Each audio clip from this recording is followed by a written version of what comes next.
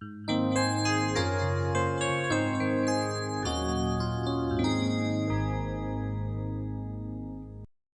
تنسوا الإعجاب بالفيديو والاشتراك في القناة تشجيعا لنا لنستمر بنشر المزيد إن شاء الله. Salam alaikum wa rahmatullahi wa barakatuh, chers élèves, bienvenue sur ma chaîne Mon Prof à distance. Dans cette troisième partie de notre leçon Théorème de Pythagore, on va corriger les exercices de la page 64. Donc voici la page 64. La page 64 contient des exercices d'investissement, c'est-à-dire des exercices d'application de ce qu'on a vu dans la leçon.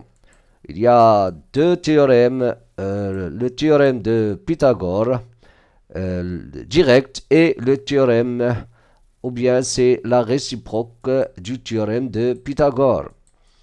Alors, j'espère que vous allez faire un effort comme d'habitude, un effort personnel, et aussitôt que vous aurez fini, vous pouvez voir la solution de ces exercices-là.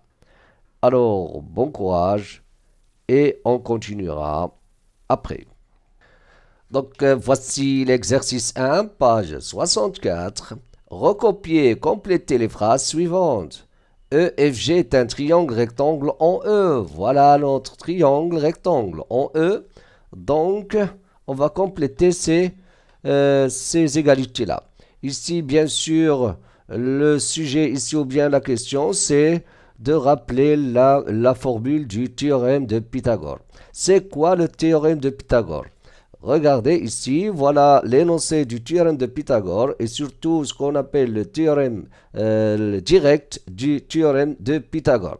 Voilà notre théorème. Si un triangle rectangle, alors le carré de la longueur de l'hypoténuse est égal à la somme des carrés de longueur des deux autres côtés. Voilà l'illustration de notre théorème. Voilà les hypothèses ou bien les données. Si vous avez un triangle rectangle en A, comme ça, ici, la distance AB ou bien la longueur AB, la longueur AC, ici, BC. ABC est un triangle. Voilà le théorème. Il dit la chose suivante.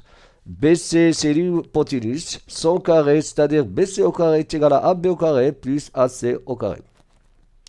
Mais de cette fameuse relation, on peut encore déduire d'autres relations. C'est-à-dire, si on veut par exemple calculer AB, donc ça nous permet, bien sûr, ça c'est une remarque très importante, c'est quoi ça? Donc la relation de Pythagore, ou bien le théorème de Pythagore, il nous donne la relation entre les longueurs des côtés d'un triangle rectangle. C'est-à-dire, si on a AB et on a AC, les longueurs de AB, les longueurs AB et AC, on peut calculer BC. Et les autres aussi, bien sûr, si on connaît AB et AC, on peut déduire AC. Et la même chose pour AC, si on connaît AB et BC, on peut déduire AC. Ici, lorsque on a besoin, ou bien lorsque c'est BC qui manque, lorsque BC est inconnu, on cherche à calculer BC, on écrit BC au carré est égal à B au carré plus AC au carré. Si par exemple on a besoin de calculer AC, par exemple, je peux écrire cette relation-là, je peux la transformer en celle-là, regardez. Donc il suffit de déplacer AB au carré vers ce membre, je peux écrire BC au carré, c'est comme bien sûr, comme une équation BC égale à AB au carré. Et si je veux calculer AB par exemple, je peux écrire aussi AB au carré. C'est très important de connaître ces choses-là, BC au carré moins AC au carré. Tout simplement.